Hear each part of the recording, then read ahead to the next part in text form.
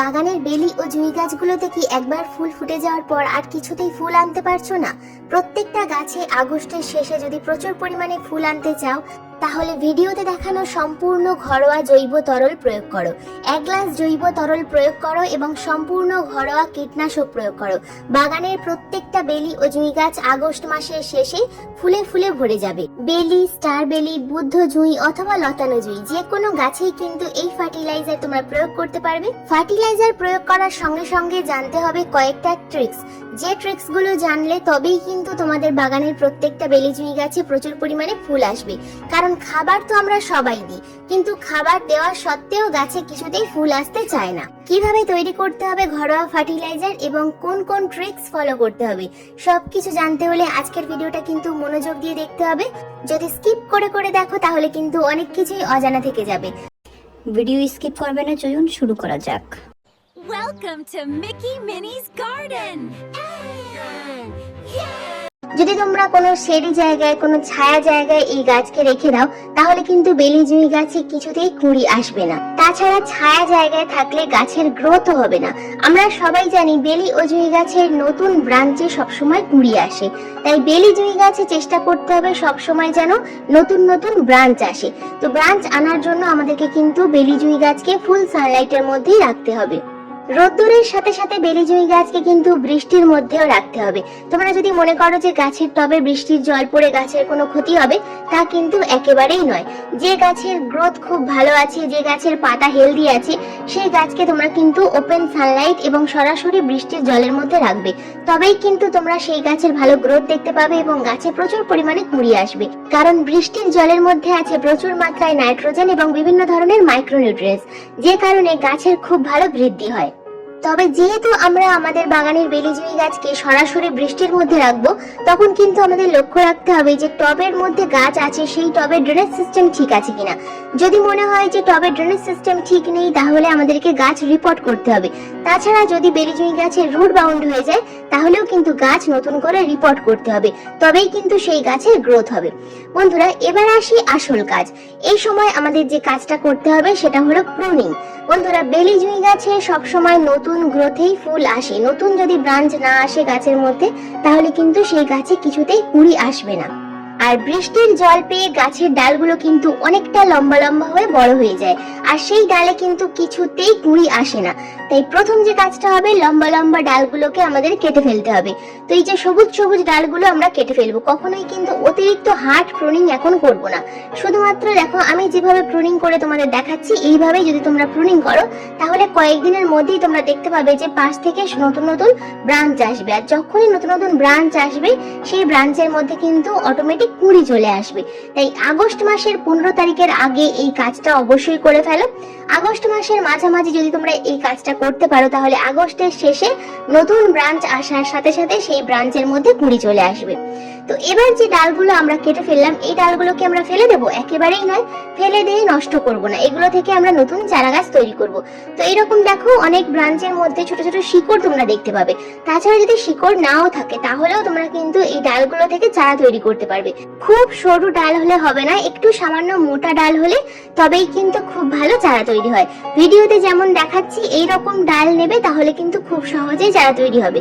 তবে এইরকম বড় বড় ব্রাঞ্চগুলো নিয়ে তোমরা কিন্তু চারা তৈরি করতে পারবে না। সামান্য পরিমাণ ডাল আমরা কিন্তু উপর থেকে প্রুনিং করে দেব। ঠিক যেভাবে আমি দেখাচ্ছি ভিডিওতে, এইভাবে তোমরা একটু ব্রাঞ্চগুলোকে ছোট করে নেবে এবং কয়েকটা পাতাও কেটে দেবে।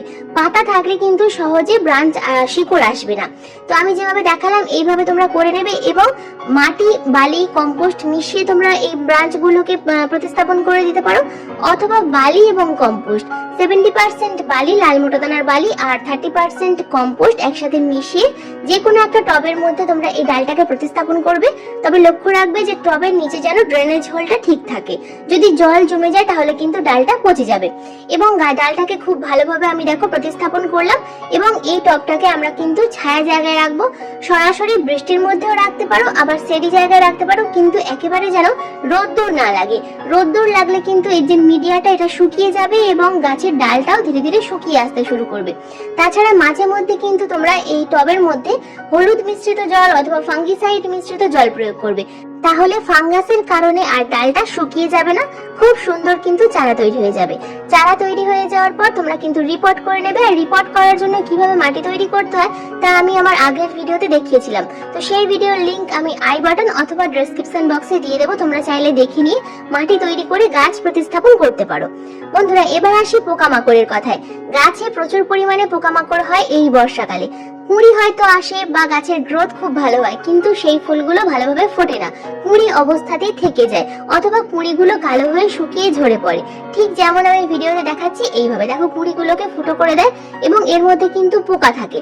তো এগুলোকে সম্পূর্ণ ঘরোয়া উপায়ে ঠিক করার জন্য আমাদেরকে প্রয়োগ করতে হবে বেকিং সোডা। বন্ধুরা, এই বেকিং সোডা আমাদের সবার রান্নাঘরে থাকে। 1 লিটার জলে 1 চা চামচের 4 ভাগের 1 ভাগ অথবা হাফ চামচ পরিমাণ বেকিং সোডা মিশিয়ে নিয়ে তোমরা গাছে স্প্রে করতে পারো।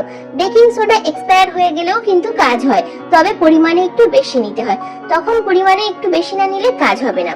তো 1 লিটার জলে হাফ চামচ অথবা হাফ চামচেরও হাফ চামচ পরিমাণ মিশিয়ে তোমরা কিন্তু গাছের পাতায় স্প্রে করবে প্রতি সপ্তাহে 1 বার করে। এটা যদি তোমরা লাগাতার স্প্রে করতে পারো তাহলে কিন্তু গাছে আর পোকামাকড় থাকে না। এরপর যে কাজটা আমাদের করতে হবে, এখন যেহেতু অতিরিক্ত পরিমাণে বৃষ্টি হচ্ছে, তাই যে টবে আমরা খাবার দেব সেই টবটাকে 1 দিন বা 2 দিনের জন্য সেদি জায়গায় রেখে দিতে হবে। রেখে দেওয়ার পর তোমরা দেখতে পাবে অটোমেটিক ভাবে টবের মিডিয়া কিন্তু ধীরে ধীরে শুকিয়ে আসতে শুরু করবে। তবে টবের মিডিয়াতে সেই মুহূর্তে কিন্তু জল দেওয়া যাবে না। যখন মিডিয়া সামান্য শুকিয়ে আসবে তখন আমাদেরকে টবের মিডিয়াতে যদি কোনো আগাছা থাকে সেই আগাছাগুলোকে তুলে ফেলতে হবে। আগাছা তুলে ফেলার পর নিড়ানির সাহায্যে টবের মিডিয়া হালকা করে খুশে দিতে হবে। টবের মিডিয়া যদি হালকা করে খুশে দেওয়া না হয় প্রতি 15 দিন অন্তর অন্তর, তাহলে কিন্তু প্রচুর পরিমাণে আগাছা তো তৈরি হবে, তার সাথে সাথে গাছের কিন্তু বৃদ্ধি ব্যাহত হবে। গাছের ভালো বৃদ্ধি চাইলে তাহলে কিন্তু তোমাদেরকে 15 দিন অন্তর অন্তর টবের মিডিয়া খুশে দিতেই হবে। যে কোনো খাবার প্রয়োগ করো না কেন প্রতি মাসে অন্তত 1 বার অথবা 2 বার কম্পোস্ট দিতেই হবে। তো এখানে কম্পোস্ট আমি নিয়েছি কিন্তু মাইক্রো নিউট্রিশন, যেটা গাছের ওভারঅল গ্রোথ, গাছের যা যা প্রয়োজন পটাশিয়াম, ফসফরাস, ম্যাগনেসিয়াম, ক্যালসিয়াম সমস্ত এসে যায় মাইক্রো নিউট্রিশনে। তো মাইক্রো নিউট্রিশন এটা গুঁড়ো কম্পোস্ট, যেটা আপনারা প্রয়োগ করবেন। ছোট টাবের মধ্যে 1 থেকে 2 চামচ দেবেন, আর বড় টাবের মধ্যে কম করেও 5 থেকে 6 চামচ মতন করে দেবেন। সপ্তাহে দেবেন, কোনো ক্ষতি করবে না। এবং গাছের মধ্যে দেখবেন নতুন নতুন কিন্তু কুঁড়ি এবং নতুন কিন্তু ব্রাঞ্চেস বের হওয়া ক্রমাগত শুরু হয়ে যাবে। তো বন্ধুরা, এই জিনিসটা কিটা কিন্তু আপনারা খুব সহজেই আপনাদের বাড়িতে তৈরি করে নিতে পারবেন। আমরা যে ঘরোয়া খাবার, যে সমস্ত খাবার খেয়ে থাকি সেই সমস্ত খোসা ছিলকা যেগুলো বেরোয় এগুলো কিন্তু অনেকে ফেলে দেয়। তো এগুলোকে না ফেলে এগুলোকে কিন্তু রোদের মধ্যে শুকিয়ে নেবেন এবং শুকনো হওয়ার পর কিন্তু এগুলোকে গুঁড়ো করে ব্যবহার করতে পারবেন গাছের শিকড়ের মধ্যে। তো এটা কিন্তু খুবই একটা গুরুত্বপূর্ণ খাবার। এই মাইক্রো নিউট্রিশন যদি আমি বাজার থেকে কিনতে যাই তাহলে অনেকটাই দাম পড়বে। তো এটা দিয়ে দেখবেন খুব সুন্দর ওভারঅল গ্রোথ কিন্তু একদম ভালো হয়ে যাবে আর ফুলে কিন্তু ভরে যাবে। তো আজকের ভিডিওটা এই পর্যন্তই। আজকের ভিডিও তোমাদের কেমন লাগলো অবশ্যই কিন্তু কমেন্ট করে জানাবে। যদি ভিডিওটা ভালো লাগে তো প্লিজ একটা লাইক করো, শেয়ার করো, হাইপ করো। চ্যানেলে যদি নতুন বন্ধু হয়ে থাকো চ্যানেলটাকে সাবস্ক্রাইব করে পাশে বেল আইকনটা প্রেস করে দিও। পরবর্তী একটা নতুন ভিডিও নিয়ে আবার আসবো। ধন্যবাদ।